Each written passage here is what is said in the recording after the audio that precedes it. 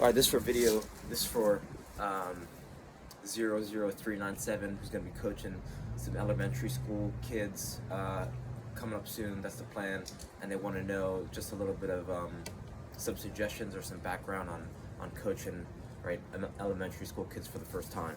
So one of the best drills that was ever taught to me, and I also watched it be taught to younger kids, it's called the chicken game. So when you tell kids that they are chickens and they have their ball is their baby chick and they got to protect the ball, what's going to happen is their arms are going to naturally go up to their sides, right? This is going to help them. It's going to teach them how to shield the ball in the form of this simple game, right? So you have all the players spread out and they have their ball, and you say, okay, we're going to play the chicken game, and you say everyone spread out, and you got to tell them they got to protect their baby chick, right? So then they're going to go like this, and then you just have them work with the insides of their feet, right? Just like that, and then you tell them to walk. You could tell them to walk around and to protect their ball, and then you could say maybe you could tell half the group, right? Tell half the group to go get someone else's ball, and then they're gonna have to defend it through shielding. And so that's a great way, right? If you could instill just this one principle, it's gonna help with their development. And then you could get to more serious one-on-one, right? When they're playing 1v1 to little cones, it could get progressively more challenging because now they're attacking and defending at the same time, right? But that might be a little bit down the road. The second thing you want to teach them, right? In China, they teach 5-year-old little Chinese girls on the weightlifting team, complex movements, right? They're teaching them hang cleans, power cleans, snatches, hang snatches. So I would not hesitate to teach skills moves to these kids in the first session. They're not vegetables. They're kids. They're smart. So you want to I would start with the first move. I would teach them is a chop, right? So you make sure everyone's got a ball, and then you have them chop it, right? They chop. You go chop. You dribble, chop, dribble, chop, right? So that the first move I would teach them, and then I would teach them this sequence, right? So the pattern is fun warm up, and then you could go skills move. So the chop would be a great one place to start. Then you teach them this sequence. The sequence is outside, inside, outside, inside, outside, inside. What this is going to do, it's going to help them develop their dribbling skills. It's going to help them get their head up, and it's going to become muscle memory. So it's a great foundation for dribbling, right? If you could only learn one sequence, this would be it. This is what helped me become a great player, arguably decent. So yeah, I'm calling this it's the foundation, right? It's the foundation of dribbling. Outside, inside, outside, inside. Make sure you demonstrate it for them before they do it, and you want to have them say it out loud when they're doing it, and they go slow. Outside, inside, outside, inside. So that would be step 2, step 2. So you have chicken game, then you have one skills move, right? So the chop. So they could go, just chop the ball,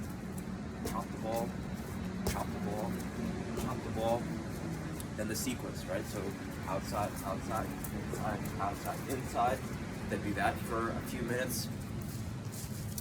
And then if you have a barrel, right, or a little trash bin, and they all have balls, depending on how many barrels you have, you want to spread them out. So for example, if you've got 12 kids, you want to put 4 in a barrel, or you want to just make it so they have a little room to operate. You know, I've done this with 20 plus kids going to one barrel. So, I mean, if they don't have room and they're bumping into each other, that's a little bit of a challenge. But it'll also be fun because they're going to be complaining, and it's good to give them, you know, some challenges like this. But what you could do with this barrel is play the barrel game, and all it is starting with the ball in your hands, since they might not have the ability to lift it up with their feet. You want to you have them start a few yards from the barrel, and then it's bounce, kick, bounce. And that's the goal. That's the goal, to have them juggle the ball into the barrel, and they go. You go right foot with the bounce, then you go left foot with the bounce, then you go alternating feet with the bounce. Right? Alternating feet with the bounce. Get the idea. And then throughout the season, right, you'll be able to see who's practicing, if anyone, because ideally they're going to start to get to a point when they can juggle the ball with no bounce into the barrel. And then you could then you do right thigh with or without a bounce, left thigh with or without a bounce, then alternating thighs with or without a bounce. Kind of depends if you have turf or grass, because thighs with a bounce on grass is actually pretty hard if it's not firm. And the last thing that you want to do is, I've mentioned this before, you set up, if you've got enough cones for each of them, they're playing 1v1 in a small area, trying to knock each other's cones over with a small ball, right? And you want to use a small ball because they're small kids, and they're probably going to use a ball that's bigger when they play games. So you want to use a small ball because it's going to increase their volume of touches on the ball and improve their skills at a high level. And if you have enough barrels for each of them, the barrels work as great backboards or backstops for the cones. When I went to this guy Tom Turnbull's Skills Academy in New Jersey, he had his whole facility lined up with big green landscaper barrels, and he would build. He had like grids, long grids that we would play 1v1 against each other. So I know this is just your first time. It's just something that you want to visualize how you set up your team, right? You kind of want to have them in rows, and the rows be uniform so that, right, they can switch. Let's say they play best out of 3 or best out of 5 against some of their teammates. Then you say, okay, everyone switch. They find a different partner, and then they're playing a different teammate, right? The majority of the session, I think you should spend at least 10 to 15 to 20 minutes during the skills portion,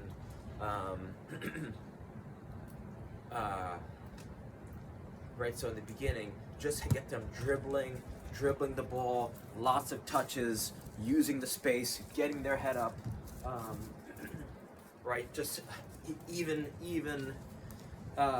just getting high volume of touches, right? Have them do toe taps, have them do insides, just be moving, and they'll naturally start to develop once you're going to get them in the rhythm of, you keep them in a small space and have them,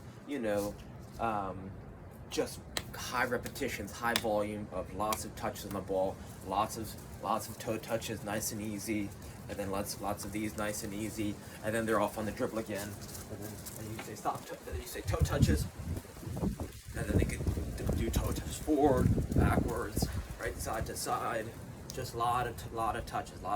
They should, right, you should aim for each kid getting 1,000 touches at least each practice, and that'll really that'll transition right into sequences, and then into the barrel game, and then you finish on a high note playing 1v1, and by the end of the season, I think they're really going to improve if you do these simple 4 to 5 things every practice. So I hope it helps. Reach out with any questions, and thanks for your time.